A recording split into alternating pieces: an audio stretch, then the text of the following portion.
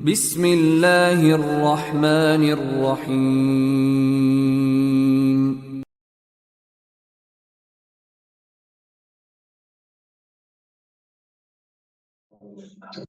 Bismillah. Assalamualaikum warahmatullahi wabarakatuh.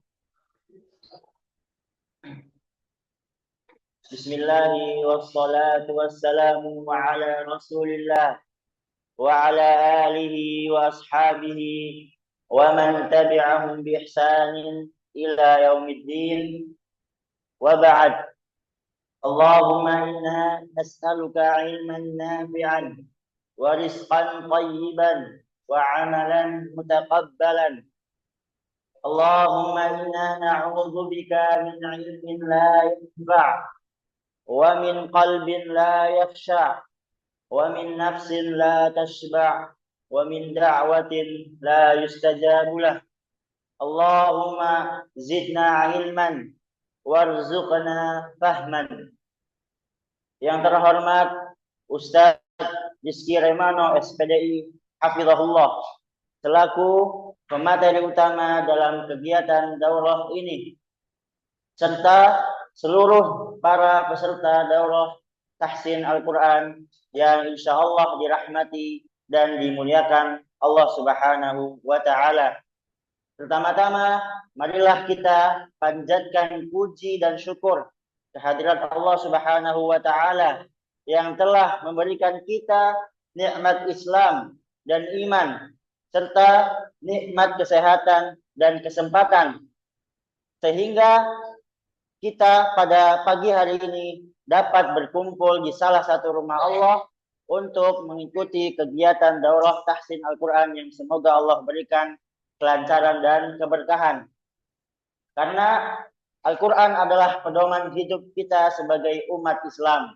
Membacanya dengan tartil dan sesuai kaidah tajwid adalah salah satu bentuk pengabdian kita kepada Allah Subhanahu wa Ta'ala dan pengamalan dari sabda Rasulullah sallallahu alaihi wasallam, khairukum man ta'allama al-Qur'ana wa 'allamah.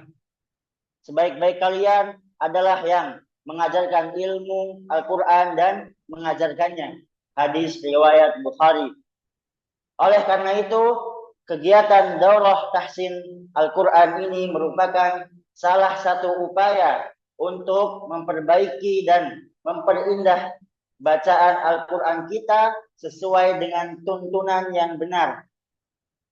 Salawat serta salam tak lupa kita curahkan kepada Nabi besar kita, Nabi Muhammad sallallahu alaihi wasallam, kepada keluarganya, sahabatnya, dan seluruh umatnya hingga akhir zaman.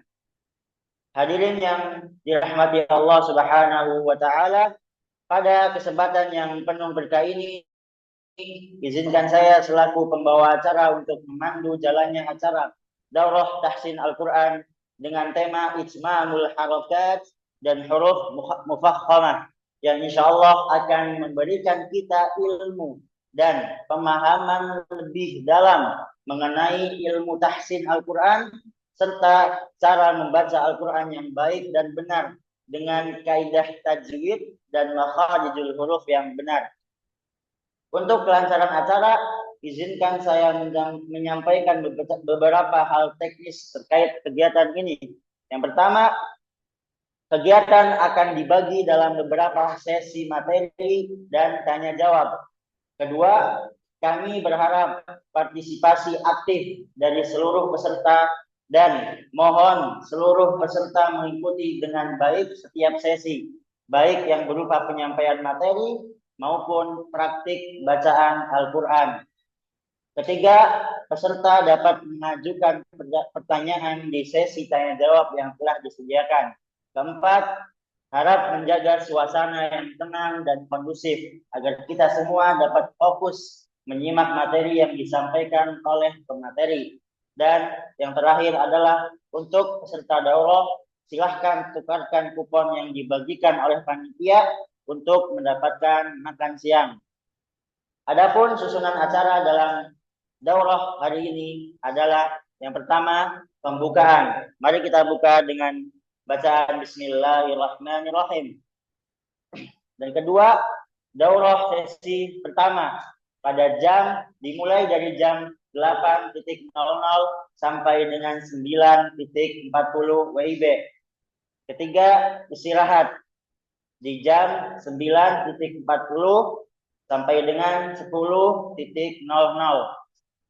Dan keempat, daurah sesi kedua pada jam 10.00 sampai dengan 11.20. Dan yang terakhir, penutupan daurah dan dilanjutkan sholat zuhur berjamaah. Hadirin yang berbahagia, kita akan memasuki acara inti daurah tahsin Al-Quran ini, yaitu penyampaian materi tentang tahsin Al-Quran, ijmamul harakat dan huruf mufakhamah yang insya Allah akan disampaikan oleh Ustaz Rizky Rahimano Hafizahullah. Beliau akan memberikan kita pemahaman mengenai cara memperbaiki bacaan Al-Quran sesuai kaidah tajwid, memperhatikan makhraj huruf dan tartil yang benar. Kepada Ustaz Rizky Remano Hafizahullah, waktu dan tempat kami persilahkan. Assalamualaikum warahmatullahi wabarakatuh. Waalaikumsalam warahmatullahi wabarakatuh. Innal hamdalillah nahmaduhu wa nasta'inuhu wa nastaghfiruh wa na'udzu billahi min shururi anfusina wa min sayyiati a'malina. Man yahdihillahu fala mudilla lahu wa man yudlil fala hadiya lahu. Asyhadu an la ilaha illallah wahdahu la syarika lahu wa asyhadu anna Muhammadan 'abduhu wa rasuluhu la nabiyya ba'dahu. Qala Allah 'azza wa jalla يا أيها الذين آمنوا اتقوا الله حق تقاته ولا تموتن إلا وأنتم مسلمون. أما بعد فإن أصدق الحديث كتاب الله وخير الهدي هدي محمد صلى الله عليه وسلم وشر الأمور محدثاتها فإن كل محدثة بدعة كل بدعة ضلالة وكل ضلالة في النار. Kaum muslimin dan muslimat yang semoga senantiasa dirahmati Allah Subhanahu wa taala. Alhamdulillah kita bisa berkumpul untuk mempelajari suatu ilmu yang paling mulia. Karena ilmu ini adalah ilmu yang berkaitan dengan suatu hal yang paling mulia, yaitu kalam Allah, firman Allah Subhanahu wa taala. Mempelajari bagaimana cara membaca Al-Quran yang digariskan oleh para ulama yang bersambung sampai Nabi Muhammad SAW, yang mana tujuan kita tidak lain adalah untuk menggapai pahala dari Allah Subhanahu wa taala, pahala yang lebih besar. Karena kalau kita membaca Al-Quran dengan cara yang baik, dengan cara yang benar, otomatis pahala itu akan semakin besar. Kualitas ibadah kita, kualitas membaca Al-Quran kita semakin baik, maka semakin besar pula pahala dari Allah Subhanahu wa taala. Dan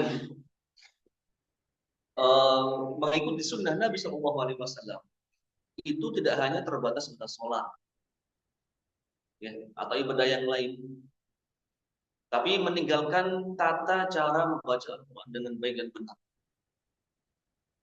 Ini adalah termasuk sunnah Nabi SAW. Karena Nabi SAW menerima Al-Quran dari malaikat Jibril, ya, itu langsung diajari, ya, malaikat Jibril langsung diajarkan oleh Allah Subhanahu wa taala, diperintahkan oleh Allah taala untuk menyampaikan ke Nabi Muhammad SAW, menyampaikan Al-Quran juga dengan cara baca. Maka kita di sini berusaha belajar bagaimana membaca Al-Quran dengan baik dan benar.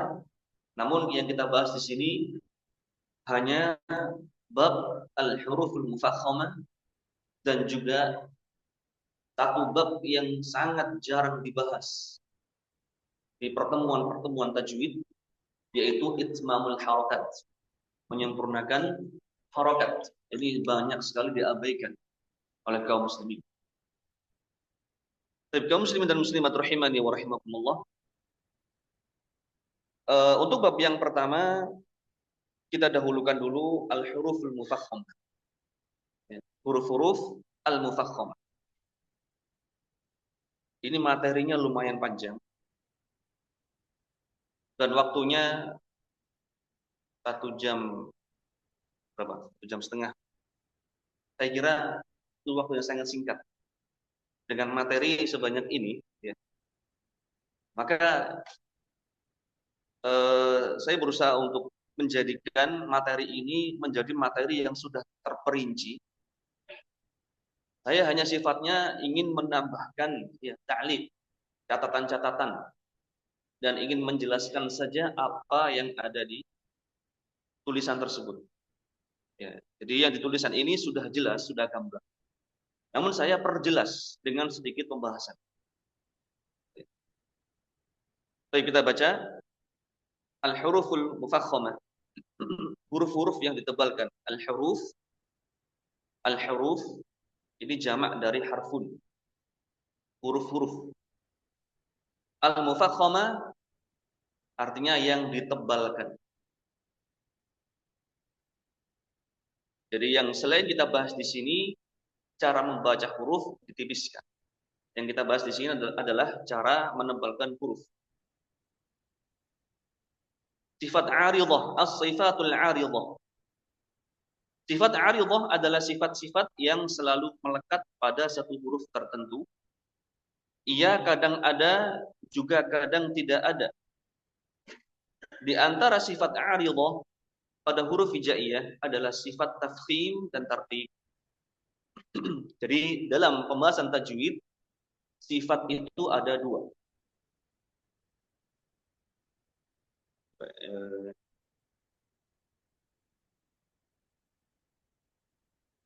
Kita lihat di layar ya.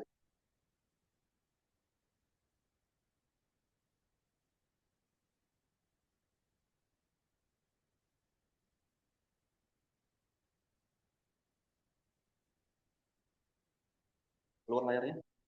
Keluar ya. Baik, sifat ada 2 dalam pembahasan ilmu tajwid. Yang pertama yang disebut dengan sifat aridah.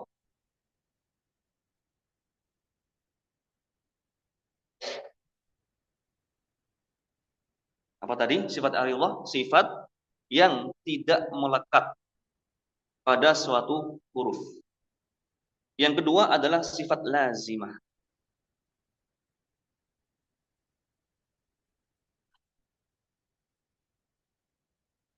Mungkin bisa ditulis ya, ditambah catatannya. Sifat lazimah kebalikannya, yaitu sifat yang senantiasa melekat. Saya contohkan, misalnya di sini ada sifat hams. Hams itu adalah mengalirnya angin yang banyak ketika mengucapkan huruf. Sifat hams ini selalu melekat, ada pada satu huruf. Apa contohnya? Huruf apa? Sin. Huruf sin itu ada angin. Contoh misalnya sa, si, su, as. Hams ini senantiasa melekat pada huruf sin. Semua keadaan, baik dia dalam keadaan fathah, ya, atau dalam keadaan kasroh, atau dalam keadaan dhamma, atau dalam keadaan sukun. Semuanya pasti muncul angin. Ini namanya sifat lazimah. Sa, si, su, as. Semuanya ada angin. Ya, ini contoh saja, banyak yang lainnya. Adapun sifat aridah adalah sifat yang tidak melekat pada suatu huruf. Kadang ia ada, kadang tidak ada. Apa contohnya? Misalnya pembahasan tafkhim dan tarqiq. Tafkhim dan tarqiq. Tarqiq. Contohnya huruf apa? Misalnya huruf ro. Ya, misalnya huruf ro. Ro ini kadang dia tebal, kadang tipis. Kapan tebal? Contoh, misalnya dalam keadaan fathah. maka dia tafkhim, tebal. Ro, ya, ro. Dalam keadaan dhammah,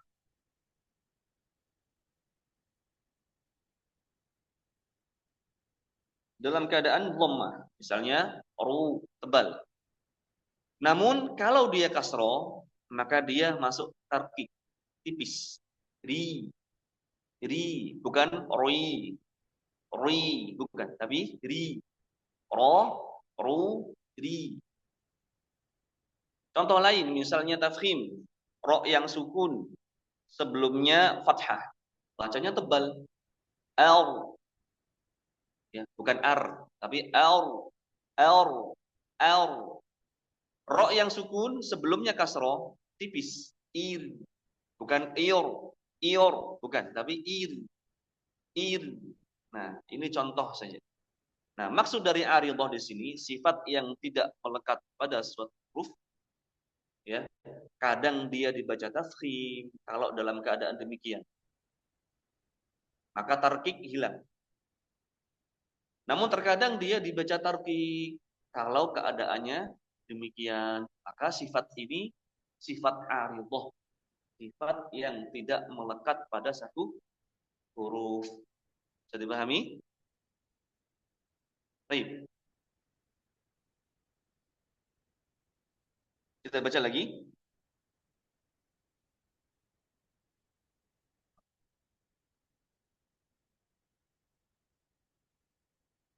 At-tafkhim artinya at-tasmin, yaitu penebalan atau penggemukan. Yaitu penebalan yang terjadi pada suatu huruf saat huruf tersebut diucapkan sehingga terasa gema yang memenuhi mulut, menjadikan huruf tebal pada makhraj dan kuat pada sifatnya. Cara pengucapannya adalah dengan menegangkan lidah sampai bagian belakang lidah terangkat ke langit-langit. Nah, ini kunci dari cara pengucapan tafkhim, menebalkan suara huruf bagaimana? Dengan cara mengangkat lidah bagian belakang ke arah langit-langit. Ya. Baik. Adapun tarqiq kebalikannya, artinya at-tanhif, yaitu penipisan atau pengurusan, yaitu penipisan yang terjadi pada huruf saat huruf tersebut diucapkan sehingga tidak ada gema yang memenuhi mulut, menjadikan huruf tipis pada makhraj dan lemah pada sifatnya. Cara pengucapannya adalah dengan menahan lidah dengan rileks di dasar mulut pada saat mengucapkan huruf tersebut dan sedikit menarik rahang seperti mengucapkan huruf berharakat kasroh atau tersenyum. Maka cara pengucapan huruf yang tertik tipis adalah dengan cara apa di sini? Tersenyum, mesem. A, ya, a, ba, sedikit ditarik. Ya. Itu cara pengucapan tarqiq. Kemudian kondisi huruf hijaiyah berdasarkan tebal dan tipisnya. Huruf-huruf hijaiyah dibaca tebal dan tipis mengikuti sifat lazimah yang melekat padanya. Tadi sudah ya ada gambaran apa sifat lazimah. Sifat yang senantiasa ada, yang senantiasa melekat pada suatu huruf dalam keadaan apapun, itu sifat lazimah.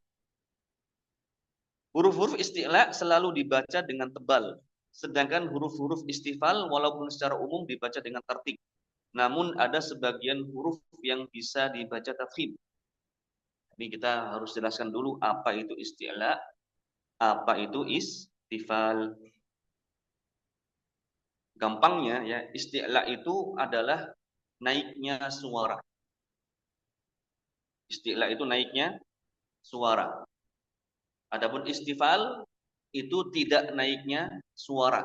Yang konsekuensinya ketika isti'la maka tebal.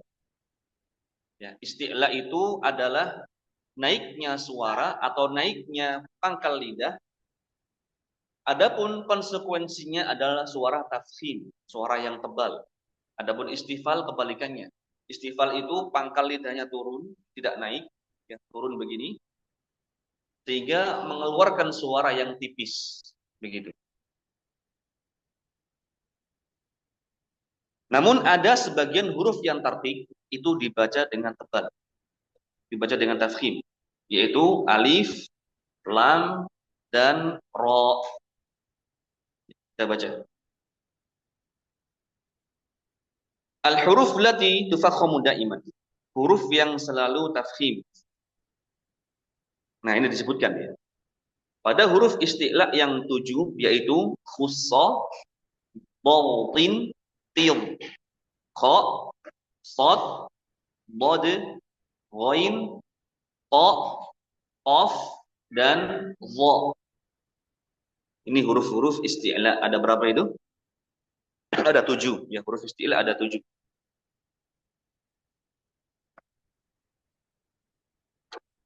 Gampangnya begini. Huruf isti'la itu kalau di fathah suaranya vokalnya o.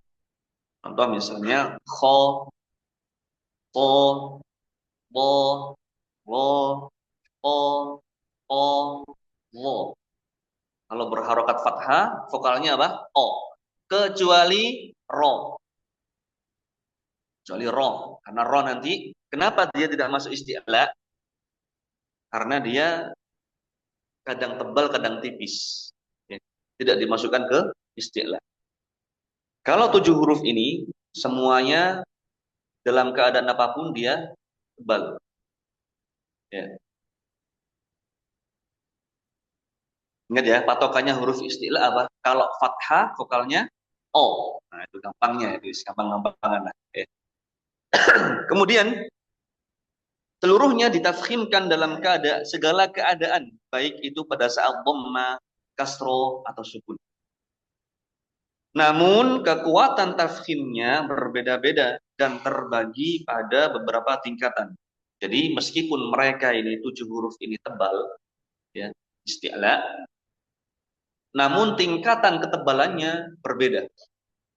Ya, contoh misalnya, ya, bod dengan kho tentu beda.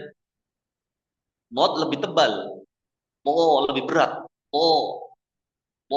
Kalau kho sedikit ringan, kho biasa, kho, ya, bukan kho, bukan kho biasa, kho. Kalau bod, bo. Kalau kasro, li. Kalau kho, khi biasa, bukan khui, bukan khi. Sehingga apa? Tingkatan ketebalan masing-masing huruf tersebut berbeda-beda. Para ulama berbeda pendapat mengenai tingkatan tafkhim.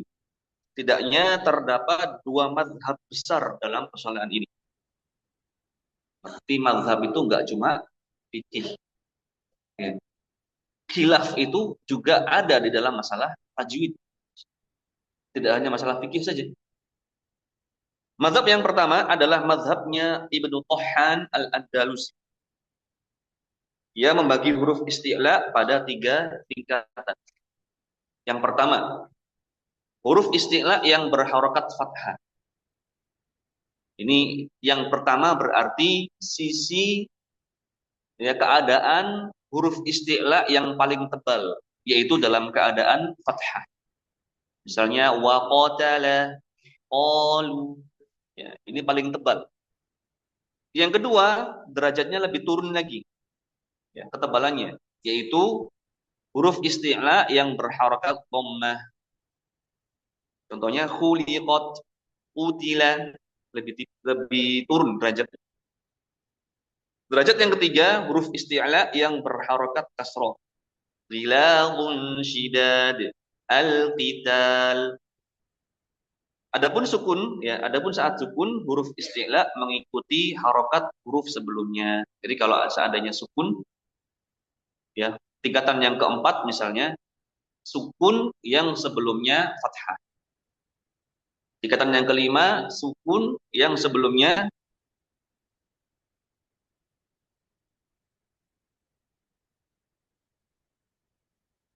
ya. Jadi ketika sukun, huruf isti'la mengikuti harokat huruf sebelumnya. Nah, tingkatannya begitu. Kemudian yang kedua, yang kelima, huruf yang sukun, istilah sukun sebelumnya dhammah. Kemudian yang keenam, istilah yang sukun sebelumnya kasroh. Mazhab yang kedua adalah mazhabnya Al-Imam Ibnul Jazari. Siapa yang tak mengenal dengan Ibnul Jazari? Ya, beliau ulama, ya dikatakan ulama. Ada yang mengatakan beliau ini adalah Al-Imam Imam Bukhari-nya dalam ilmu tajwid. Kalau ilmu hadis namanya Al-Imam Bukhari. Kalau dalam ilmu tajwid wal qiraat ada Al-Imam Ibnul Jazari. Ya. Namanya siapa? Muhammad bin Muhammad bin Muhammad bin Ali bin Yusuf. Kalau kita mengetahui karyanya beliau ini dalam hal qiraat, dalam hal tajwid luar biasa. Karya yang sungguh sangat besar yang sebelumnya belum ada. Kita tidak memperpanjang masalah ini. Baik, yang mana menyatakan bahwa tafkhim terbagi ke dalam 5 tingkatan. Beliau membagi menjadi 5 tingkatan. Yang pertama, huruf isti'la berharokat fathah yang diikuti alif. Contohnya misalnya waladhdallin. Dotnya isti'la diikuti huruf mat, ya, alif mat. Mo panjang, maka ini yang paling tebal. As-solihat, qalu, ya, paling tebal.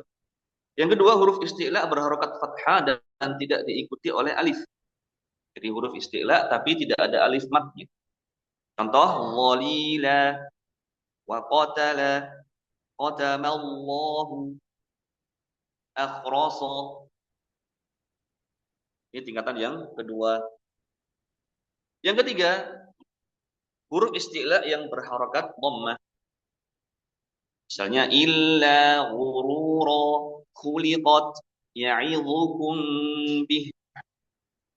Dhammah. Yang keempat, huruf isti'la yang sukun. Contoh, ghairil maghdub, ya masih tebal.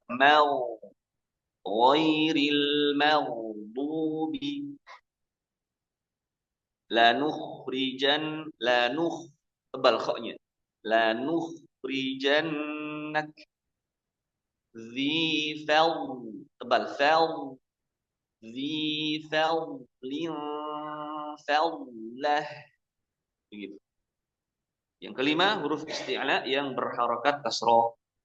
Alaikumul qital minhu khitaba ghiladun shidad wa bi'sal masir. Jadi kasroh ini memang yang paling tipis. Sepakat kalau kasroh itu adalah tingkatan isti'la yang paling tipis, kasroh. Dr. Su'ad dalam Taisir Ar-Rahman menyebutkan adapun yang kemudian diamalkan adalah mazhabnya Al-Imam Ibnul Jazari dengan rincian yang disebutkan oleh Syekh Al-Mutawalli menjadi yang pertama fathah setelah alif. Yang paling tinggi. Yang kedua fathah yang tidak diikuti alif dan sukun yang sebelumnya fathah. Sama ya tadi. Kemudian dhammah dan sukun yang sebelumnya dhammah. Ada isti'la, ya, dhammah dan sukun yang sebelumnya dhammah. Istilahnya dhammah atau sukun. Dan harakat sebelum isti'la dhammah. Yang keempat kasroh dan sukun yang sebelumnya kasroh. Tidak perlu kita panjangkan ya, kita baca saja. Hal ini sebagaimana di perkataan penulis Nihayatul Qaulil Mufid. Ia menyebutkan Syekh kami Al-Mutawalli berkata bahwa pada huruf isti'la yang sukun terdapat rincian. Apabila sebelumnya fathah, maka ia mengikuti tingkatan tafkhimnya fathah. Apabila sebelumnya dhammah, maka ia mengikuti tingkatan tafkhimnya dhammah. Dan apabila sebelumnya kasroh, maka ia berada pada tingkatan keempat. Paham nggak paham? Nanti baca sendiri. Intinya ini adalah khilaf ulama tentang tingkatan saja. Masalah tingkatan sih. Nanti bisa dibaca lagi jika ingin membacanya ya. Kemudian tafkhim pada huruf idbaq. Baik, apa itu idbaq? Idbaq itu gampangnya, ya gampangnya begini. Idbaq adalah terkumpulnya suara di dalam mulut. Terkumpulnya suara di dalam mulut. Saya contohkan, saya gambar ya.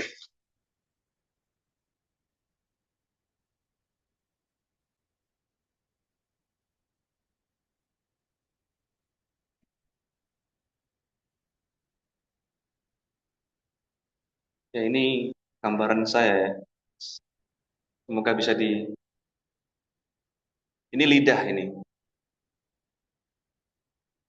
Ya ini gigi. Nah, kalau suara yang biasa, yang tidak itbaq, itu begini gambarannya. Dia langsung mengarah keluar. Nah, begini. Ya. Saya contohkan suaranya apa? Misalnya suara huruf ba. Suaranya langsung keluar ba, ba, ba, ringan. Beda dengan sifat itbaq. Sifat itbaq misalnya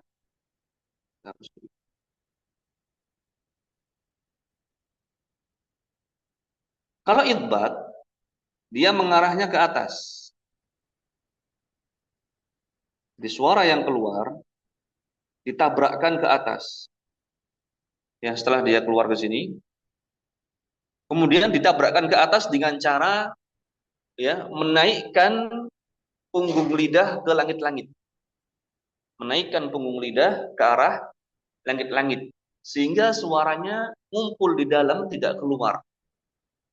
Contohnya misalnya huruf sod ya, so. Maka keliru kalau ada yang membaca dengan so ya. Do, walad do. Ini suaranya nggak ngumpul ini. Do. Harusnya do, so. Nah, begitu. Ini namanya sifat apa tadi? Itobaqo, ditabrakkan. Ya, suara yang terkumpul di dalam mulut ya.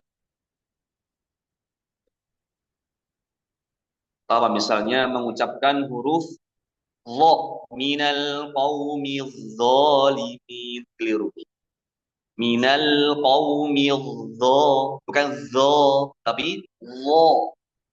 Qaumi dho, bukan dho.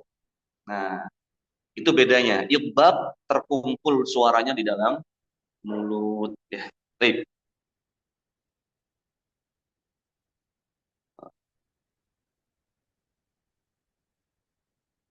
Kemudian tingkatan tafkhim pada huruf itbaq juga sama dengan tingkatan tafkhim pada huruf isti'la. Yakni terdiri atas 3 tingkatan. Hanya saja tingkatan pertama pada huruf itbaq berada 1 atau 2 tingkat di atas tingkatan pertama pada huruf isti'la. Konsekuensinya tafkhim pada huruf itbaq jauh lebih terasa bila dibandingkan dengan tafkhim pada huruf isti'la yang bukan itbaq. Perbedaan tersebut, nah ini kita perinci di bawah ini, kita jelaskan di bawah ini. Perbedaan tersebut akan sangat terasa pada saat huruf-huruf tersebut berharokat. Contoh huruf-huruf isti'la yang bukan itbaq. Contoh huruf-huruf itbaq. Baik.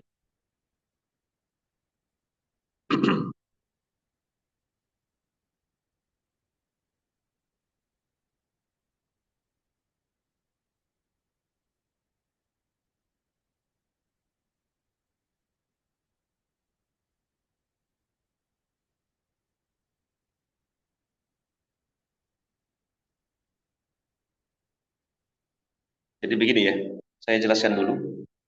Isti'la itu dibagi 2. Isti'la hurufnya dibagi 2.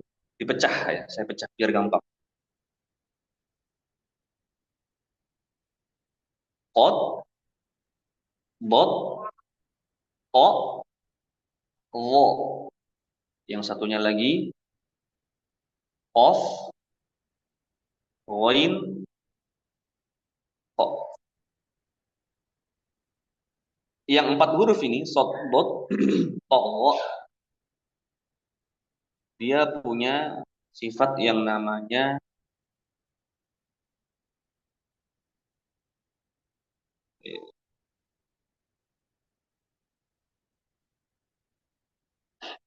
sifat yang namanya itbaq.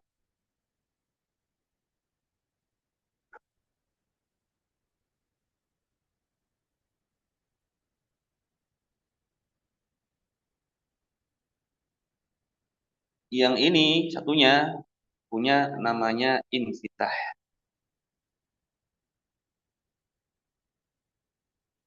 Ya, jadi ketujuh huruf ini memiliki sifat yang sama yaitu isti'la.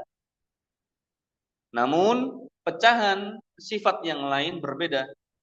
Kalau yang 4 huruf ini memiliki sifat yang namanya itbaq. Apa tadi itbaq?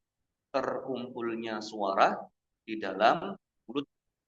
Adapun yang 3 huruf ini infitah, ya kebalikannya, suaranya tidak terkumpul di dalam mulut. Gambarannya tadi, suara langsung keluar. Suara langsung keluar. Kalau idbaq, suara terkumpul di dalam mulut. Nah, keduanya ini pengucapannya tentu berbeda. Ya, kalau shad punya sifat idbaq, terkumpul. So. Kalau kho biasa, kho, bukan kho. Kalau kita gambar begini, ya tadi kan idbaq sudah ya, gambarnya idbaq sudah. Adapun infitah kita gambar.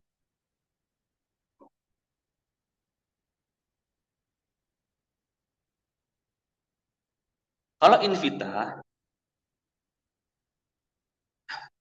arah suaranya begini. Dia ke arah depan, namun serong. Ya, serong. Sehingga dia keluar. Jadi ditabrakkan dulu serong ke atas, ya atas tapi ke depan. Sehingga suaranya tidak setebal itbaq. Suaranya tidak setebal itbaq.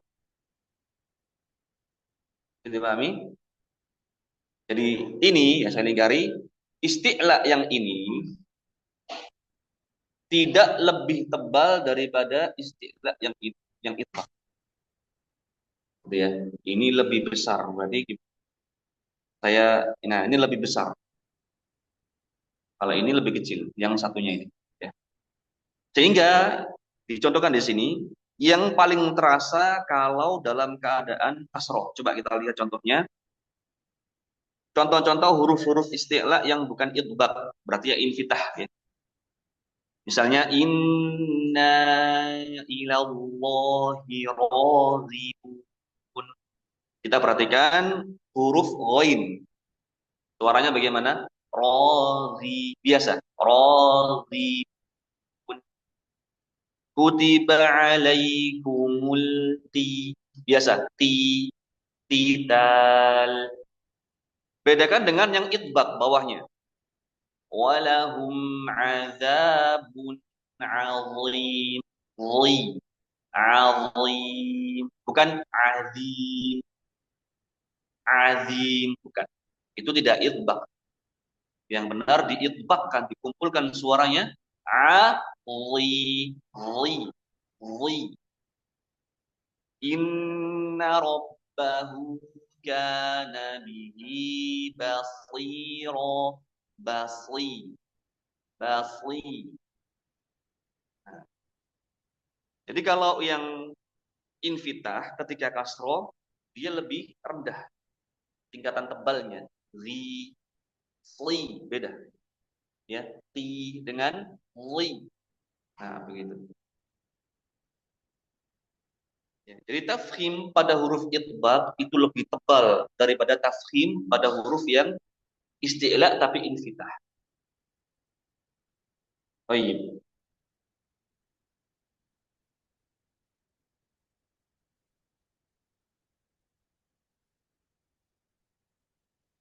Kita lanjutkan.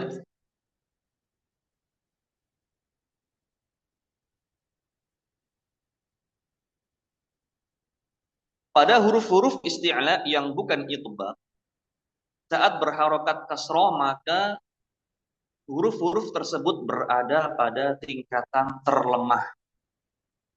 Sehingga maksudnya terlemah di sini terlemah dari sisi tebal ya, tafkhim. Dia tetap tafkhim, tetap tebal, tapi yang paling lemah. Sehingga suara tafkhimnya hampir tidak terasa. Ketebalannya itu hampir tidak terasa, saking lemahnya. Tapi tetap tafkhim. Antara kekeliruan, kesalahan, ya, anggapan, ya, kesalahan anggapan, bahwasanya huruf isti'la yang infitah ketika dikatakan tipis, ini keliru, bukan masih tapi berbeda dengan huruf-huruf itbaq karena kadar tafkhim mereka lebih tinggi daripada huruf isti'la yang bukan itbaq. Oleh karena itu, pada saat kasroh suara tafkhimnya masih terasa walaupun tidak sekuat dibandingkan saat fathah atau dhammah. Berdasarkan kekuatan sifat-sifatnya, urutan huruf-huruf isti'la dan itbaq dari yang terkuat ke yang terlemah adalah, nah ini urutan khussadhatin kid. Tadi yang paling kuat apa? Yang pertama adalah o. Karena o ini sifatnya syiddah. Ya, syiddah, jahar, kemudian isti'la, itbaq. Ya, ini yang paling kuat. Dhad sifatnya dia jahar, tapi dia rakhawah sehingga kalah dengan o. O syiddah. Kalau dhad rakhawah. Ya. O, dhad, shad apalagi shad dia sifatnya hams. Ya. Hams lemah. Ya. O, dhad, shad, dha, qaf, ghain dan kha. Kha yang paling lemah. Ya, huruf yang terkuat adalah kha dan yang terlemah adalah kha. Ini urutan yang paling kuat. Jadi dari seluruh huruf-huruf hijaiyah, dari alif ya, hamzah sampai ya, kalau ditanya mana huruf yang paling kuat yang nomor satu di antara huruf hijaiyah, jawabannya apa?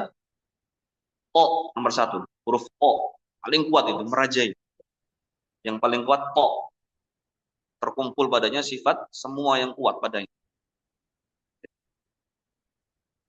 Apabila huruf-huruf idbaq yang sukun bertemu dengan huruf infitah, tafkhim pada huruf-huruf tersebut tidak boleh hilang.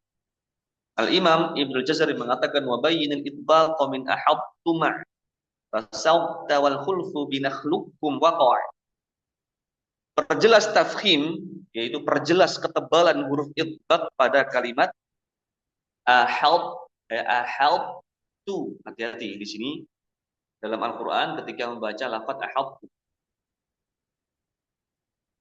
tebalkan huruf idbaqnya to, bukan ahad, ahad, tapi ahad. Kemudian munculkan taknya yang tipis tanpa qalqalahnya to. Bukan ahatu, bukan. Ahad tu, bukan tu. Ahad tu, salah itu. Jangan lupa menebalkan to-nya, menipiskan taknya. Ahad tu, tipis. Bukan ahad tu atau ahad tu. Sama-sama salah. Yang benar tebalkan to-nya, tipiskan taknya. Ahad tu. Nah, begitu. Kemudian lafaz basalta, sama ini dalam surah Al-Maidah ya. Basalta. Bukan basalta. Ya, taknya. Bukan to, tapi ta. Basalta. Ini jangan diremehkan. Wah, gampang. Jangan bilang gampang. Praktek dulu. Kalau bisa baru bilang gampang. Ya. Banyak yang gagal kok ini. Ya. Baik. Bukan juga basata. Nah, ini datar banget ya. Basata, keliru. Kalau sat itu kan tak. Basat. Pokoknya harus kuat. Basalta. Begitu. Kemudian nakhlukum.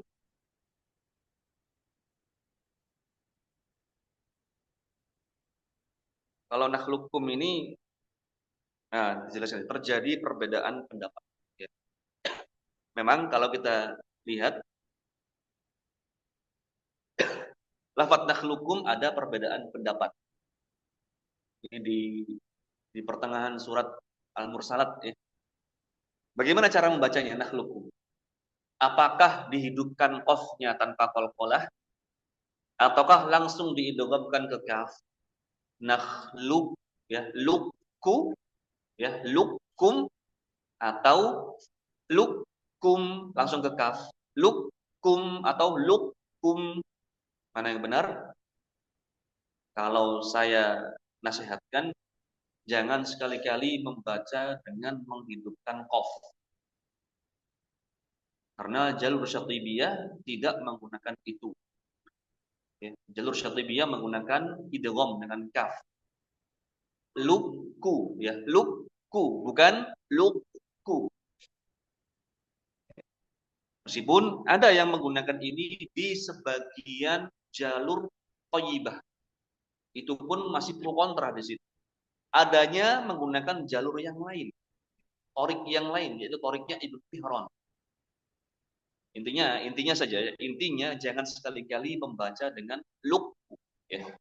Oh, itu kan boleh dua-duanya, boleh lukku dengan lukku. Iya, boleh dua-duanya, tapi perinciannya nggak tahu kan. Dalam itu nanti. Intinya kita nggak boleh membaca dengan luk. Baca dengan kaf saja, lukku. Makanya di mushaf itu, mushaf kita itu kan mushafnya Syatibiyah. Maka baca sesuai dengan mushaf. Kalau ada tasydidnya, baca tasydid. Ya, baca dengan tasydid. Itu kan kafnya tasydid. Kalau di Al-Quran kafnya tasydid. Maka lukku. Lukku. Bukan luk. Baik. Perbedaan pendapatnya dalam ya masalah ini. Perlu penelitian. Baik. Nah, untuk melihat di sini gambar. Kesimpulan dari apa yang tadi kita baca. Kalau kaf, tanda panahnya, atau melihat, tanda panahnya itu kan mengarah ke depan, sehingga dia langsung keluar. Ya, coba sama-sama kita ucapkan kaf yang fathah. Ka, ringan ya. Ka, ki, ku, ringan, gampang. Qaf, atau melihat tanda panahnya menabrakkan ke atas, tapi serong, mengarah ke depan. Menabrakkan ke atas, kemudian mengarah ke depan. Sehingga suaranya ditebalkan sedikit. Menjadi, ucapkan o. Ya, jangan terlalu tebal karena sebagian ada yang mengucapkan begini. O, ya ini terlalu tebal. Tebalkan sedikit saja. O, ti, u. Nah, itu terlalu tebal. Jangan. Biasa, u. Nah, gitu ya. Bukan u, ketebalan. Yang terakhir, lo ini karena dia idbat tadi ya, menabrakkan ke atas sehingga terkumpul suaranya di dalam mulut. Kita ucapkan misalnya lo, li, lu. Nah, tebal ya, bukan zu, bukan, tapi lu. Itu idbat. Oh, Ya, ini kesimpulan dari huruf-huruf isti'la tadi yang ditebalkan. Kemudian pembahasan selanjutnya ada yang diistilahkan para ulama dengan at-tafkhim, ini salah ya gitu ya. Harusnya at-tafkhimun nisbi. At-tafkhimun nisbi. Kebalik gitu ya Arabnya. Karena saya ini bikinnya itu dikejar-kejar ya. Mepet ya. Jadi kecepatan. Kalau antum lihat judulnya aja salah sudah. Afwan ya. Ya di buku ini saya nulis salah itu. Al-huruful mufakhomah salah. Al-huruf mufakhomah. Harusnya al-huruful. Ya, yang benar. Ya. Baik. Kita baca. Sebagaimana telah dijelaskan. Bahwa pada saat huruf-huruf isti'la yang infitah. Apa infitah tadi?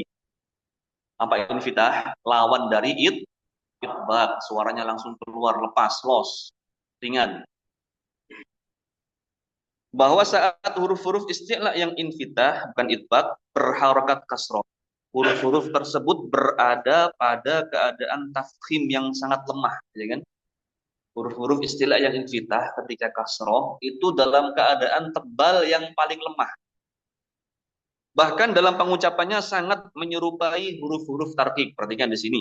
Suaranya menyerupai huruf-huruf yang tarqiq. Karena sebagian buku tajwid menulis dengan menjadi tarqiq. Ini kurang tepat. Bukan tarqiq, tarqiq itu tipis. Tapi dia tafkhim, masih tafkhim, tapi derajatnya paling lemah. Nggak sampai tarqiq. Namun para ulama tidak mengatakan bahwa huruf-huruf tersebut berubah menjadi tarqiq. Bahkan tidak boleh dikatakan huruf-huruf tersebut berubah menjadi tarqiq. Bagian ulama kemudian mengatakan bahwa pada posisi kasroh, sukun yang didahului kasroh dan sukun yang didahului ya sukun. Huruf-huruf istilah mengalami tafkhim nisbi. Apa maksudnya ini? Nanti saya jelaskan. Saya perinci. Disebut tafkhim nisbi karena dinisbatkan kepada ketipisan dan kelemahan. Jadi apabila dilihat dari sisi huruf istifal, mereka tetap tafkhim. Namun apabila dilihat dari sisi huruf isti'la, mereka berada pada keadaan tafkhim yang paling lemah. Hanya saja pada saat itu mereka tidak dikatakan tarqiq secara mutlak. Hal ini sebagaimana disyarahkan oleh Al-Allamah Muhammad bin Ahmad Al-Mutawalli, fahya wa in takun bi adna mansilah fakhimatun qat'an minal mustafilah fala yuqalu innaha raqiqah yadhiddiha tilka hiyal haqiqah. Huruf-huruf tafkhim apabila berada pada derajat tafkhim yang paling rendah tetap pada ketebalannya tidak menjadi tipis seperti huruf-huruf istifal. Maka janganlah engkau katakan huruf-huruf isti'la itu telah menjadi huruf yang tipis. Maka tafkhim nisbi itu adalah masih tafkhim namun derajat paling lemah, enggak sampai tipis. Sebagaimana lawannya yakni huruf istifal. Demikianlah sesungguhnya hakikat persoalan ini. Tafkhim nisbi ini hanya berlaku pada saja yaitu qaf, ghain dan kalau kita perinci tadi dikatakan tafkhim nisbi ini hanya berlaku di 3 huruf. Apa saja tadi? Qaf, ghain, kha. Baik.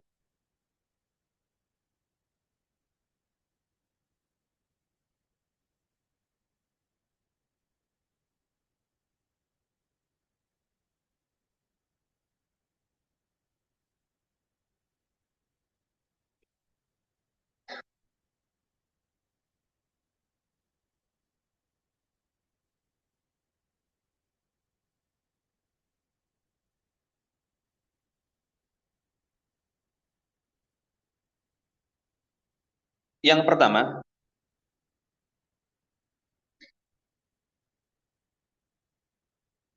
tafkhim nisbi itu hanya berlaku dalam keadaan kasroh dan sukun yang sebelumnya kasroh.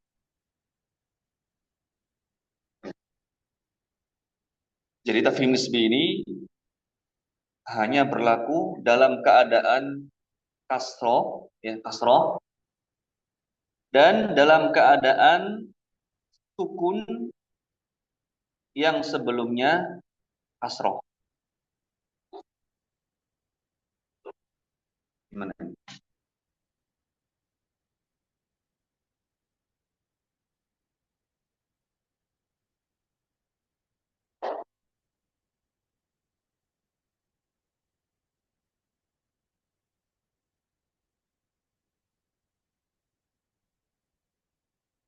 Yang sebelumnya kasroh. Nah, yang saya lingkari itu ya, yang saya lingkari kuncinya huruf tafkhim nisbinya yang saya lingkari dalam keadaan kasroh maupun sukun, tapi sebelumnya kasroh. Baik, misalnya ghain dalam keadaan kasroh. Siapa yang bisa mendatangkan contoh ghain dalam keadaan kasrah? Tadi ya, roghibun. Roghibun.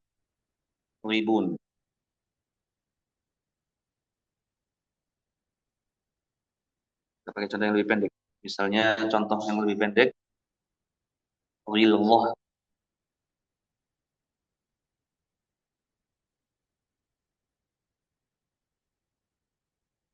Ghain dalam keadaan kasrah.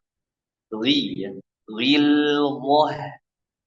Perhatikan di sini, tafkhim nisbi apa tadi? Tebal yang paling rendah, hampir ke tipis.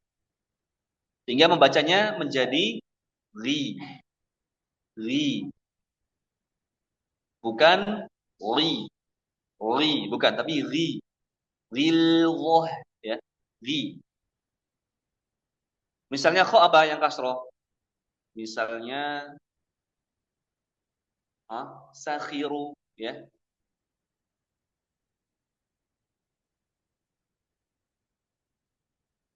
sakhiru. Nah, jadi kok ketika kasroh, tafkhim nisbi, sakhiru, bukan sakhi, khi, bukan, sakhi. Sakhiru, sakhiru. Kemudian qaf misalnya masyriqi, tilah ya.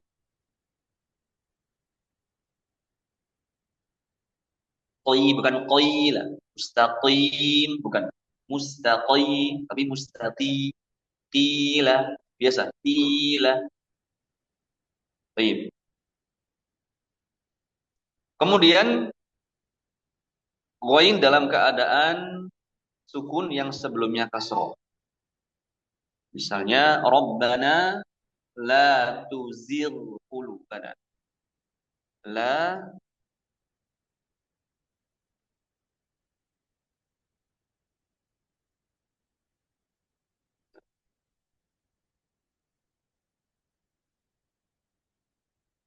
nah, la tuzigh. Maka jangan dibaca begini.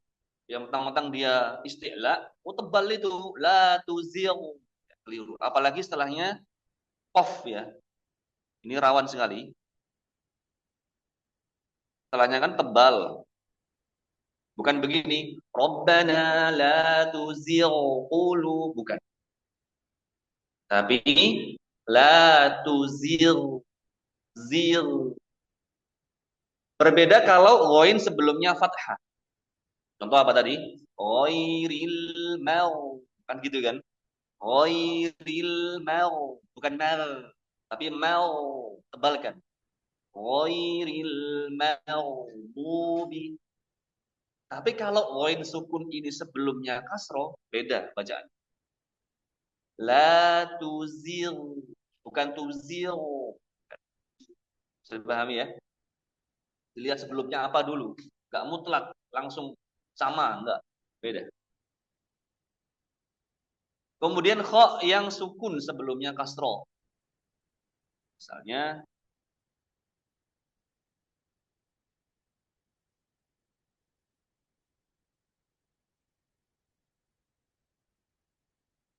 sihriya, sih, bukan sih, sih, bukan. Beda kalau kho sukun sebelumnya fathah atau dhammah. Ya, apa contohnya misalnya akhraja ya atau misalnya apa tadi yang sebelumnya la nukhrija ya nuh bukan nuh. Berbeda kalau kho sukun sebelumnya kasroh, bukan sih, bukan tapi sih, sih turun derajatnya, ketebalannya turun. Bagaimana kalau qaf sukun sebelumnya kasroh? Maka ini pengecualian, tidak berlaku. Ya. Contohnya apa? Misalnya qaf sukun sebelumnya kasroh.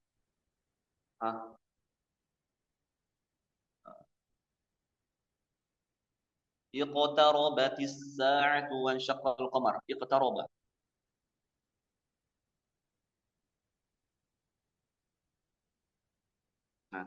Sebelumnya kan kasroh nih. Kasroh. I. Qafnya sukun. Maka tidak boleh qalqalahnya ditafkhim nisbikan. Iqta, nggak boleh ya. Iqi, nggak boleh. Tebal. Iqo. Tetap ya. Iqtaroba. Iqtaroba. Bukan iqtaroba. Bukan. Jadi untuk yang qaf sukun sebelumnya kasroh, ini pengecualian. Tidak masuk tafkhim nisbi. Sehingga tidak kita tulis ya. Kita silang aja lah. Tidak ditulis. Ya. Tidak ditulis.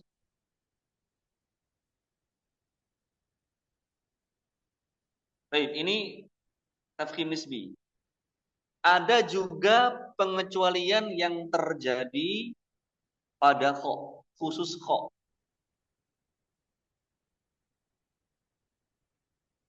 Kapan? Ketika setelah kho sukun yang sebelumnya kasroh ada ro yang tafkhim. Ya. Maka ini termasuk pengecualian. Kita tulis. Ya. Kecuali apabila kok sukun sebelumnya kasroh, ya setelahnya ada huruf ro yang dhammah atau ro yang fathah. Apa contohnya? Misal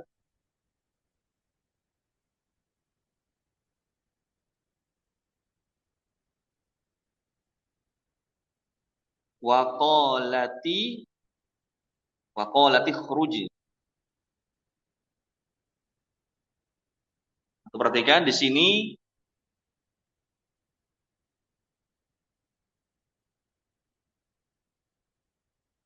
taknya kasroh, ada kho sukun, tapi setelahnya ada ro yang dhammah. Maka cara membacanya bagaimana? Bukan kayak tadi, bukan waqalatih, bukan. Tapi kembali. Tebalkan lagi. Waqalatih khruj gitu. Waqalatih, bukan tih. Waqalatih khruj. Begitu. Contoh yang kedua, ro yang misalnya kharaja.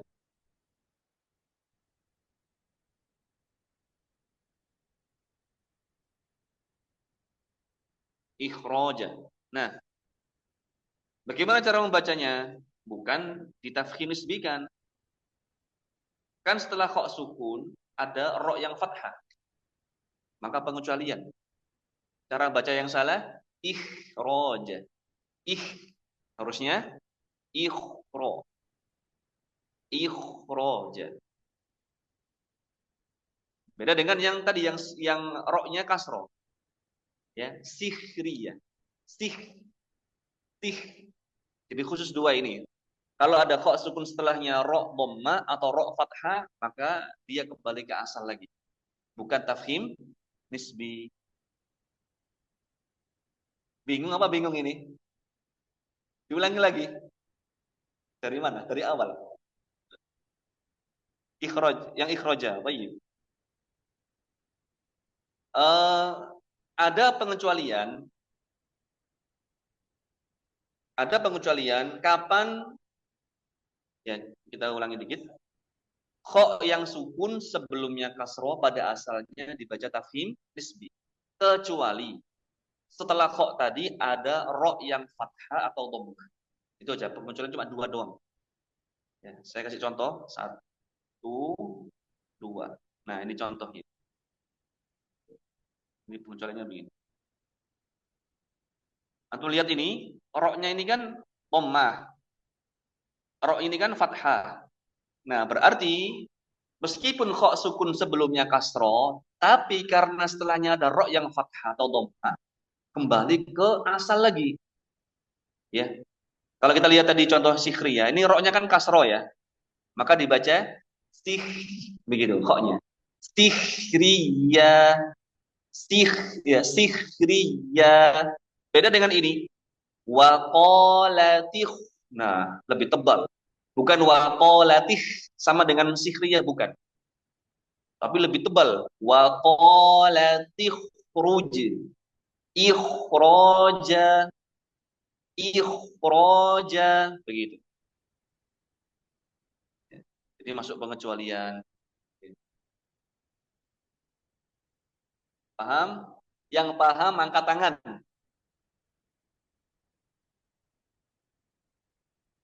Cuma 6 orang kayaknya, Bang.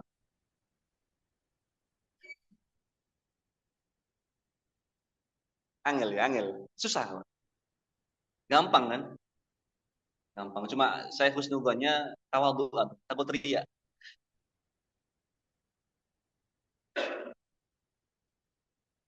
Ibu-ibu paham, ibu-ibu. Cuma satu doang yang jawab. Paham, Bu?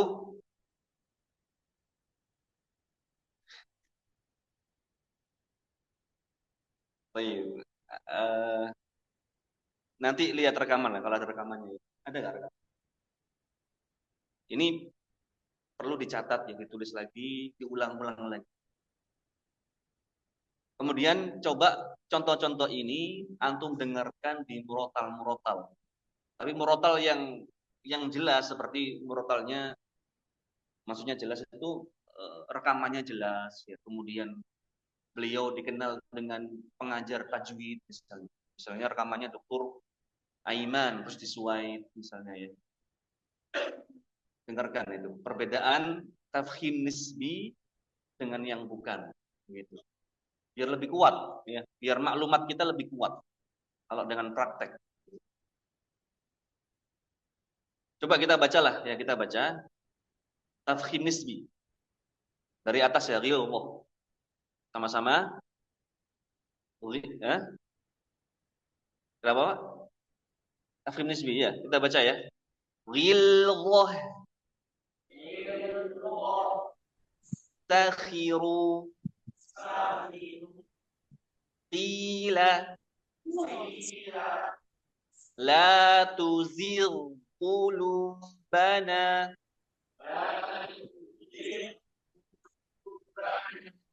Saya yakin untuk paham sebenarnya. Bacaannya bagus ya. Sudah. Kita ulangi. La tuzigh qulubana.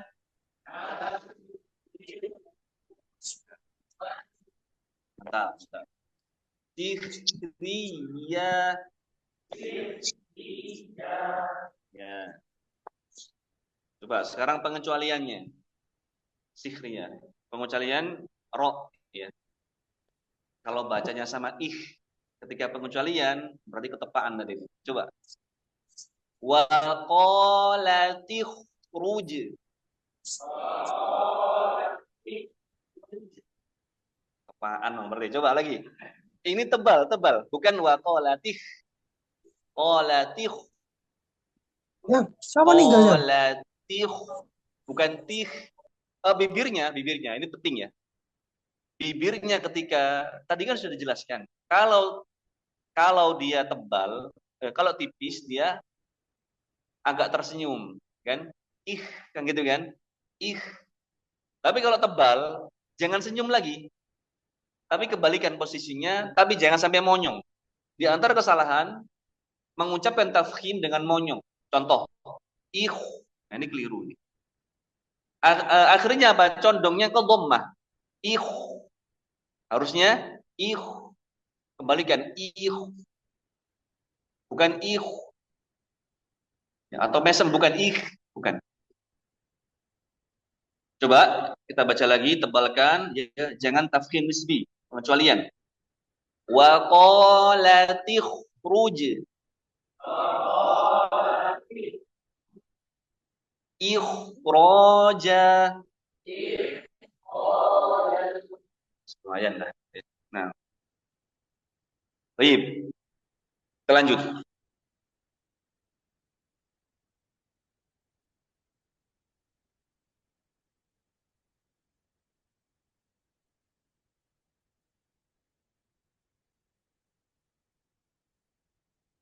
Catatan. nggak kelihatan tuh. Catatan. Cara menebalkan huruf tafkhim. Bagaimana cara menebalkan suara huruf tafkhim yang fathah? Apakah harus memonyongkan bibir, mencucu untuk menebalkan suara? Contoh misalnya begini. Ro ya, Bismillahirrahmanirrahim. Itu ro-nya kan tebal. Yor. Apakah harus begini? Bismillahirrahmanirrahim. Nah, begitu. Contohnya misalnya begini, ketika ketika mengucapkan huruf ola, apakah begini? Ola, mencucu ya. Ola, Bismillahirrahmanirrahim. Apakah mencucu? Boleh tidak? Kebanyakan ulama mengatakan mencucu saat membaca huruf hijaiyah yang fathah, tipis atau tebal, termasuk lahan. Lahan itu kesalahan. Termasuk lahan yang harus dihindari. Tentu saja yang dilarang adalah apabila mencucu sebagaimana mengucapkan huruf-huruf dhammah. Apabila hanya menggerakkan bibir sedikit, kebanyakan ulama tidak mempermasalahkannya. Karena tujuannya untuk menyempurnakan ketebalan huruf-huruf tafkhim. Hanya saja kebanyakan mereka tidak menggunakan metode ini. Jadi boleh-boleh saja kalau mulutnya ini digerakkan sedikit. Ya. Jadi contoh misalnya kalau kita membaca apa? Ya. Ghairil mau ya. Oh. Nah, nggak sampai begini. Cuman menyempitkan bibir. Dan ini adalah cara yang mempermudah daripada antum melebarkan. Misalnya berat ya. Disempitkan bibirnya. Ghairil mau. Perhatikan di sini ketika ma terbuka, ma, ketika ghain mau. Tapi jangan mencucu, mau, keliru ini. Mau. Nah, begitu. Itu sah-sah saja, boleh. Yang dilarang adalah mencucu seperti dhammah. Mencucu seperti dhammah. Ghairil mau. Ya, begitu, salah. Walau. Nah, itu walau. Enggak boleh. Walau. Nah, begitu saja. Jadi termasuk kesalahan, termasuk lahan ketika fathah memonyongkan bibir. Apalagi ada huruf yang tipis, tidak tebal sebenarnya. Tapi mencucu ketika fathah. Apa itu? Huruf shin biasanya. Sha gitu. Sha. Saking ingin apa? Menyebernya angin itu mencucu. Sha. Padahal biasa bisa sha. Sha, bukan sha. Keliru. Dan kedua bibir tidak ada hubungannya dengan penebalan huruf isti'la. Tebalnya huruf adalah akibat suara terangkat naik ke atas langit-langit dan terjadi penggemukan di dalam mulut sehingga penuh dengan gema suara huruf bersamaan, juga terangkatnya pangkal lidah ke langit-langit atas. Jadi sebabnya suara yang tebal itu bukan karena bentuk bibir. Tebalnya suara itu dikeluarkan sebabnya apa? Karena naiknya lidah ke arah langit-langit. Pangkal lidah naik, punggung lidah ikut terangkat. Ya, ini menyebabkan suara tebal, bukan karena mencucu. Termasuk kesalahan menebalkan secara berlebihan huruf tafkhim bersifat istilah dan iftitah yang berharokat kasro atau tafkhim nisbi, karena berbeda dengan pengucapan huruf tafkhim bersifat istilah dan iftitah. Seperti istilah dan infitah lam yattakhil min ghil bil haq, istilah dan itbaq tasir syayatin. Baik. Jadi di antara kesalahan pengucapan huruf tafkhim nisbi adalah terlalu berlebihan ketika menebalkan. Contoh, lam yattakhidh dibaca lam yattakhidh khid ya min ghil. Nah, itu keliru. Lebih ringan. Lam yattakhidh min ghil bil haqqi, bukan bil haqqi. Nah, itu keliru. Ya. Dan ini kadang saya dengar sebagian ikhwan membaca seperti ini. Ya. Bil haqqi, keliru. Padahal dia tafkhim nisbi. Harusnya bil haqqi, hati begitu. Berbeda kalau istilah yang idbat, basir. Harus begitu, si, basir. Dan ini yang juga rawan dimonyongkan ya. Basir. Benar masalah itu? Basir. Benar masalah? Salah. Yang benar? Basir. Salah juga itu, basir, bukan. Basir. Basir. Jangan lupa tebalnya. Basir. Bukan basir. Asyayatin. Bukan syayatin. Tapi itbaq syayatin. Syayatin. Harus bisa membedakan pengucapan huruf isti'la kasroh yang itbaq dan infitah. Harus bisa membedakan. Tadi yang saya sampaikan tadi ya. Tafkhim nisbi. Harus hafal itu. Bagaimana kita bisa membaca Al-Quran dengan baik dan benar kalau nggak hafal materi? Wong materinya aja nggak paham, apalagi baca dengan benar. Ya. Maka harus diulang-ulang, harus dikuatkan. Tadi ya tujuan kita membaca Quran apa tadi? Memperbaiki bacaan untuk menggapai pahala yang lebih besar. Ya. Beda pahalanya orang yang bagus bacaannya dengan tidak, tentu beda. Sholat seorang yang gerakannya bagus, yang khusyuknya bagus, dengan orang yang sholat asal-asalan, pokoknya sah, tentu beda pahalanya. Sama dengan itu. Membaca Quran asal-asalan saja, ya. Malik yaumiddin, iyyaka na'budu wa iyyaka nasta'in. Dengan serius, Malik yaumiddin, iyyaka na'budu wa iyyaka nasta'in. Lebih berat itu pengucapannya. Otomatis pahalanya lebih besar. Begitu. Ya, nah. Kemudian tafkhim pada huruf alif. Imam Ibnu Jazari mengatakan dalam An-Nashr, wa ammal alifu fas-sahihu annaha la tusafu bi tarqiqin wa la tafkhimin bal bihasbi ma yataqaddamuha fa innaha tatba'uhu tarqiqan wa tafkhiman. Ada huruf alif yang benar adalah ia asalnya tidak disifati dengan tarqiq atau tafkhim. Akan tetapi ia selalu tergantung kepada huruf yang berada sebelumnya. Maka huruf alif selalu mengikuti huruf sebelumnya dari sisi tarqiq dan tafkhimnya. Ya, jadi untuk alif maka tidak disifati dengan tebal dan tipis. Dia tergantung apakah huruf sebelumnya tebal atau tipis. Kalau tipis ya ikut tipis. Apa contohnya misalnya? Maliki.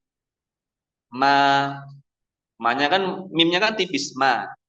Jangan sampai alifnya tebal. Nah gitu. Maliki. Atau misalnya ketika sangat panjang. Misalnya apa? Dibaca 5. Apa contohnya misalnya? Ulaika. Ya. Ulaika dibaca begini. Nah, alifnya jadi tebal. Keliru. Harusnya ulaika.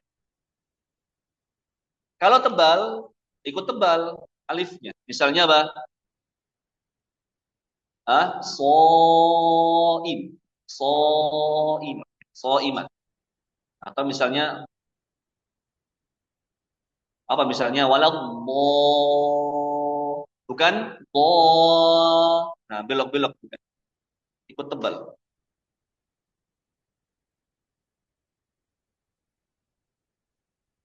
Bagaimana kalau wawu mat atau ya mat? Hmm. Maka wawu dan ya di sini pendapat jumhur ulama tipis. Saya katakan jumhur karena ada khilaf ulama dalam masalah ini. Ya. Tapi kita ikut pendapat jumhur ya, bahwasanya wawu mat dan ya mat adalah dibaca tipis, mutlak tipis. Apa contohnya? Wassama wassama idzatil buruj. Buruj. Hati-hati di sini.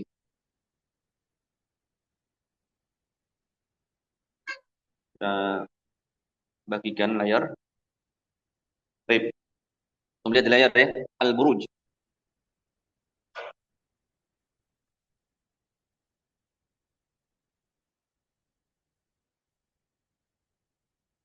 Sama idzatil.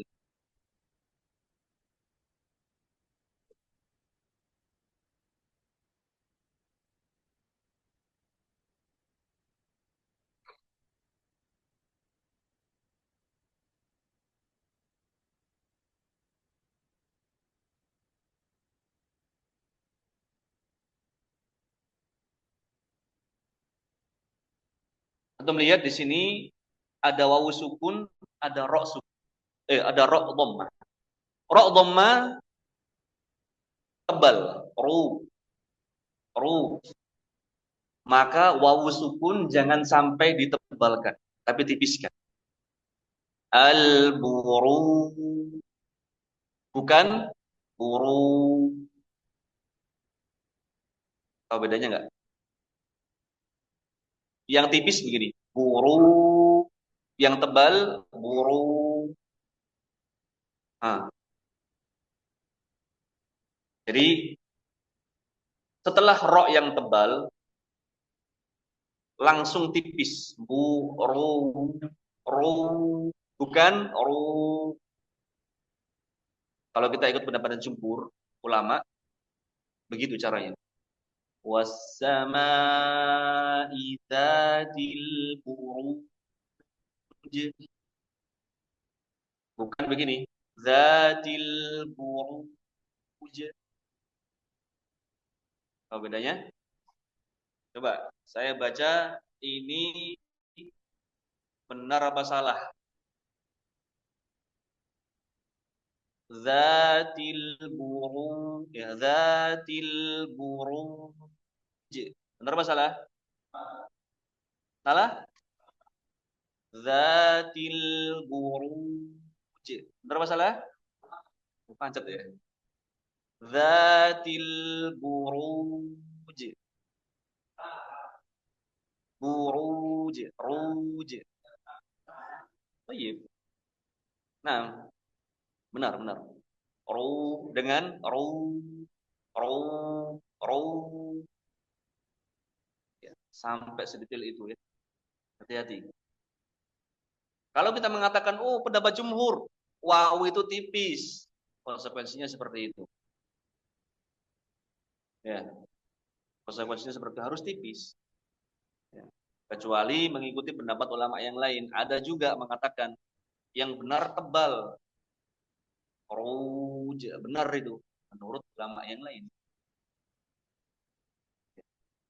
Bahkan ya itu juga mengikuti tebal dan tipisnya huruf sebelumnya menurut sebagian ulama juga. Al-muhim yang jelas dalam masalah ini ya ada khilaf ulama. Tapi mereka sepakat kalau alif itu mengikuti tebal dan tipis huruf sebelumnya. Tapi untuk masalah wawu dan ya'mat maka para ulama berselisih pendapat. Pendapat jumhur mengatakan mutlak tipis. Sehingga di sini nggak dibahas ya, nggak saya tulis di sini. Karena kita mengikuti pendapatnya apa? Jumhur. Nah, ketika kasroh pun begitu demikian. Ketika kasroh ya, ketika ya'mat.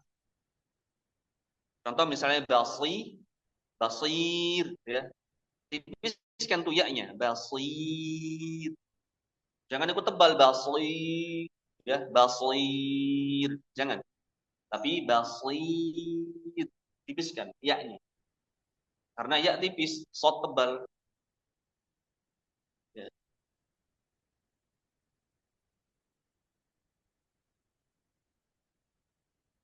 Nah, adapun tafkhim pada huruf wawu maddiyah dan ya maddiyah, maka para ulama berbeda pendapat. Ya. Nah, ya Allah.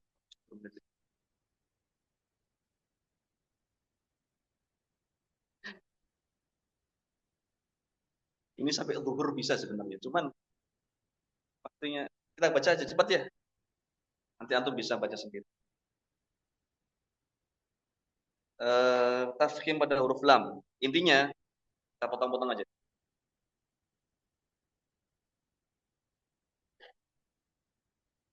Tafkhim pada huruf lam intinya lam ini hanya terjadi menebalkan huruf lam ketika melafatkan lafzul jalalah.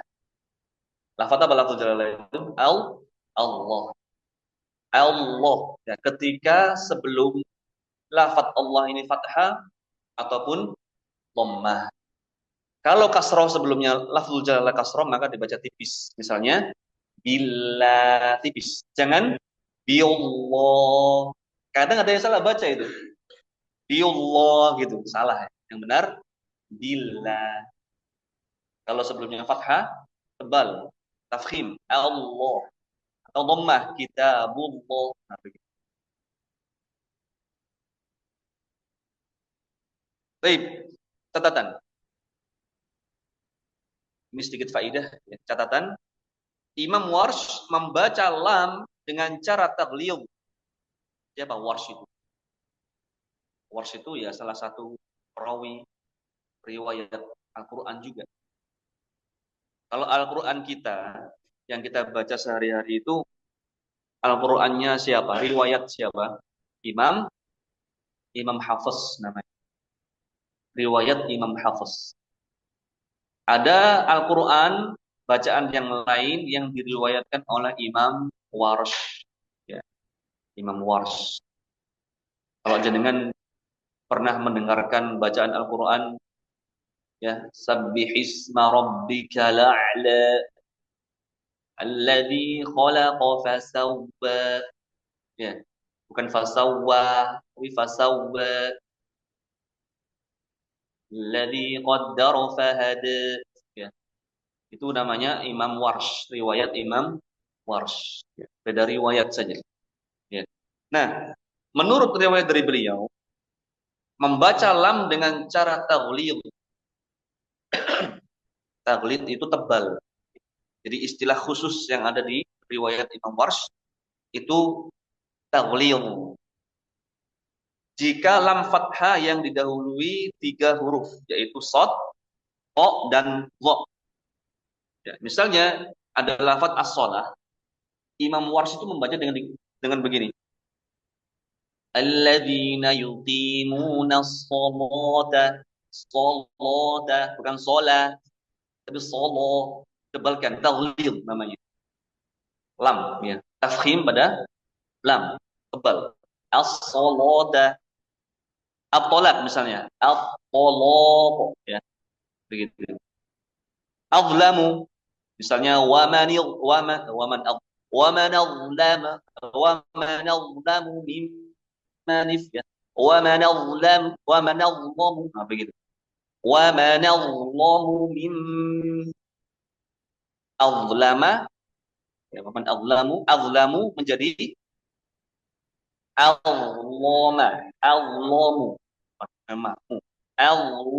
nah, begitu. Ini menebalkan pada riwayat Warsh. Kemudian tafkhim pada huruf ra. Rinciannya adalah 4 dalam kondisi berhubungan fathah, 4 dalam kondisi berhubungan dengan dhammah, dan 2 pada berhubungan dengan kasrah. Yang pertama, 4 kondisi yang berhubungan dengan fathah. Ya.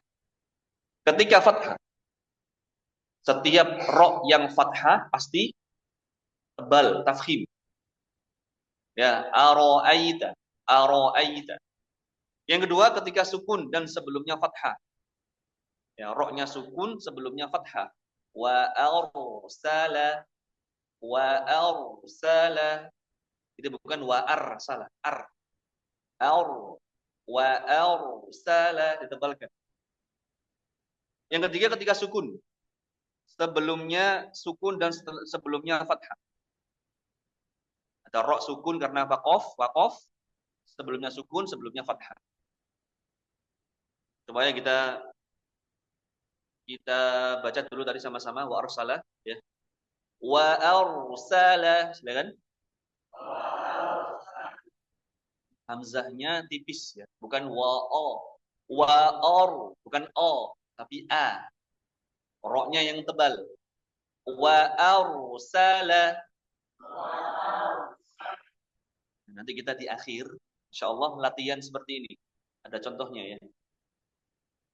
Misalnya a jangan dibaca o, wa or, tapi wa a, wa ar. Termasuk menyempurnakan harokat gitu. Wal fajr, wal fajr. Roknya tebal ya. Wal fajr.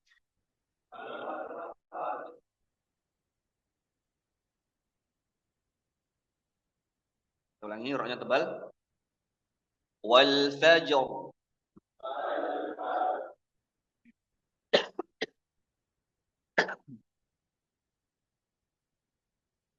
Menebalkan rok itu bukan seperti bahasa Inggris. Wal fajr. Ya, wal fajr. Ini ini R-nya Inggris. Ya, teacher. Wal fajr bukan, tapi wal fajr. Al fajr. Ada getarannya. Caranya bagaimana? Roknya jangan ditarik ke belakang lidah, tapi digusi, nempel. Kalau R-nya Inggris kan ke belakang dia, nggak nempel apa-apa kan? Gitu. Harusnya digusi. Coba. Wal fajr. Baik. Kemudian ketika sukun sebelumnya alif. An-nar.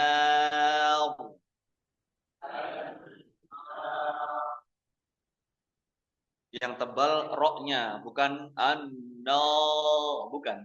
An-na, na dulu. An-nar.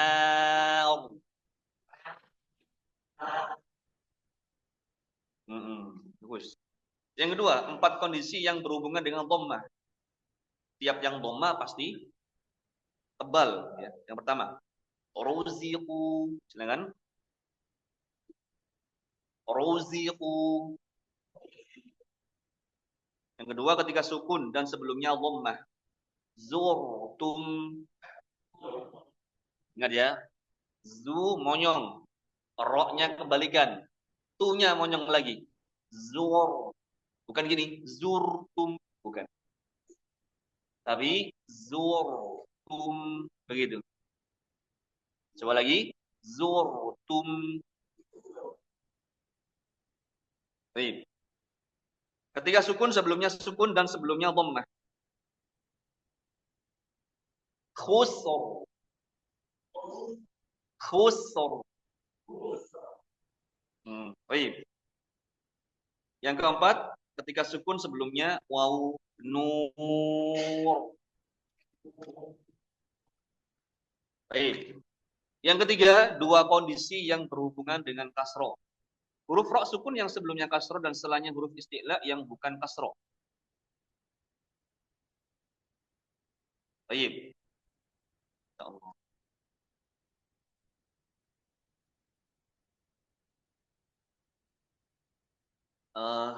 Baik. Ini pelan-pelan kalau ini ya. Sedikit. Huruf ro sukun yang sebelumnya kasroh. Ingat ini. Ro sukun sebelumnya kasroh. Ini pada asalnya dibaca tipis.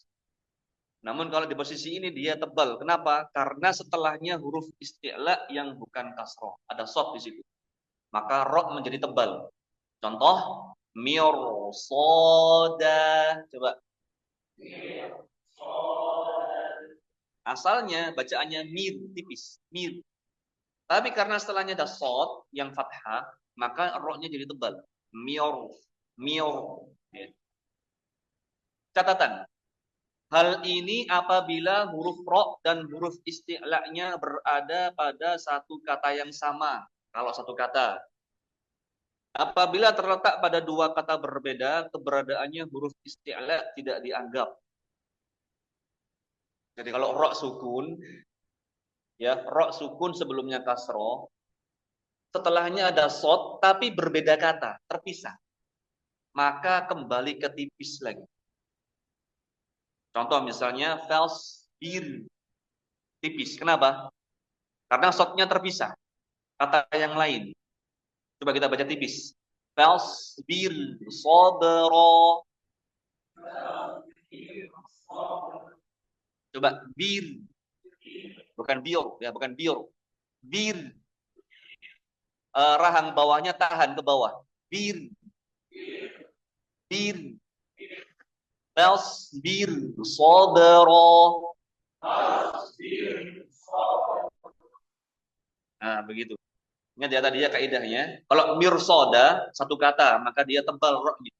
Tapi kalau fasbir sabron dipisah sehingga roknya dibaca tipis. Baik, yang udah habis ya. Yang terakhir sampai sini saja.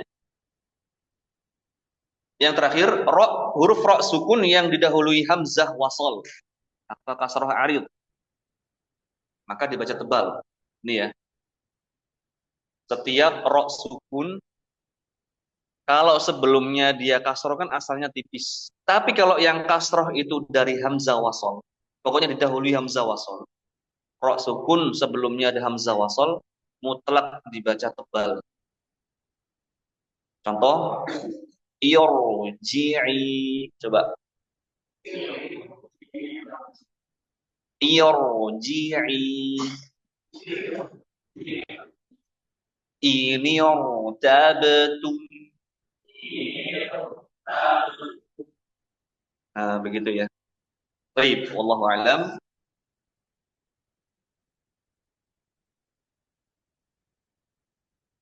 Insyaallah nanti kita di sesi yang kedua kita langsung ke ini ya, ke halaman mana ini? Sebelum masuk itmamul harokat dulu, kita bahas sedikit karena sangat penting, yaitu di tafkhim pada gunnah. Yes. Jadi kan kita ini ya, kita buka dua kali lagi, 1, 2. Nah, tafkhim pada gunnah. Ya, tafkhim pada gunnah kita bahas cepat saja, insyaallah taala pada sesi yang kedua. Sampai sini dulu ya, istirahat dulu ya.